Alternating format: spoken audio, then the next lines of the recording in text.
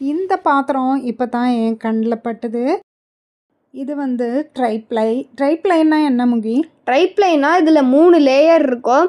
Outer லேயரில் stainless ஸ்டீலும், நடு லேயரில் அலுமினியமும், அதில் மேலே இருக்கிற லேயரில் ஸ்டெயின்லெஸ் ஸ்டீல் கோட்டிங் இருக்கும். இதை நம்ம அடுப்பில் வச்சு 1 லிட்டர் தண்ணி ஊற்றிக்கிறோம். இந்த பாத்திரத்தை புதுசாக பயன்படுத்தும் போது இந்த மெத்தட் நீங்களும் ஃபாலோ பண்ணுங்கள். தண்ணி நல்லா கொதித்ததும் இந்த மாதிரி பபிள்ஸ் வரைக்கும் இந்த மாதிரி வச்சுருக்கணும். ஆமாம், அதுதான் கொதிக்கிறது.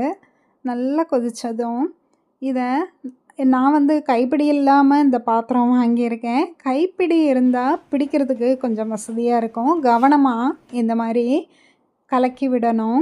எல்லா இடத்துலையும் வெந்நீர் பட்ட பிறகு நாம் அதை எடுத்துடலாம். இப்போ அதை நல்லா தொடச்சிடணும். ஒரு துணியை